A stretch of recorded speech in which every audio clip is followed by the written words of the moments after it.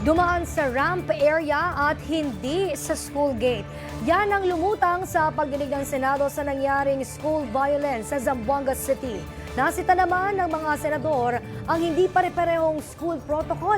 Yan ang tinutukan ni Daniel Manalastas. We all failed. Everybody failed. Please, before it's too late, talk to your children. Pakiusap yan ni Senator Erwin Tulfo nang talakayin sa pagdinig ng Senado ang nangyaring pamamaril sa isang eskwelahan sa Zamboanga City. Pinagpaliwanag ang Zamboanga PNP kung paano nakapuslit ang baril. Lumabas sa pagdinig na iba ang dinaanan ng child in conflict with the law at dumaan ito sa tinatawag na ramp area. May napansin din ang mga pulis. Bakit hindi po doon sa gate kung saan may security guard na nag-check? Bakit hindi doon dumaan yung bata? Para sana na-check na may dala pala siyang mga sandata. So yan po ang isang angle natin na may motive talaga na magdala siya ng armas at magbaril po yung shooter victim natin. Pero sinita ng mga senador ang seguridad at ang tila hindi pare-parehong protocol sa pag-inspect.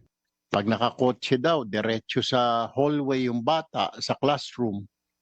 Pag naka-tricycle, naka-pedicab o naglalakad, dadaan sa katakot-takot na screening. Nakita po natin yan, yung pong mga bata, mga estudyante na papasok po ng school na naglalakad po or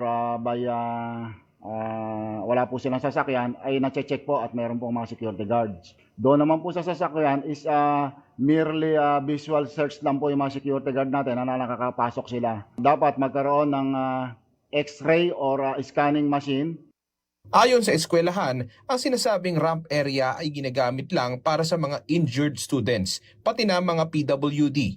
Kaya tanong ng ilang senador, paano nangyari na dito na nakadaan ang CICL at nakapagpasok ng baril? The investigation is still ongoing, but yesterday we were provided by the CCTV, in-house CCTV, and we saw how these things occurred. Sabi ng eskwelahan, mas pinalakas na nila ang kanilang seguridad kasunod ng trahedya, pero apektado rin ang kanilang teaching staff. Hindi pinangalanan ang CICL sa pagdinig pero inilarawan ito bilang isang bright student.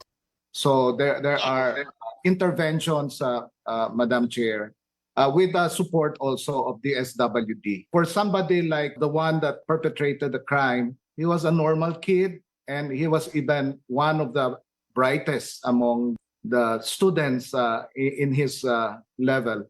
Tiniyak naman ni Senator Risa Hontiveros na bubuo sila ng malakas na committee report upang maiwasang maulit ang trahedyang ito. Daniel Manalastas, IBC News.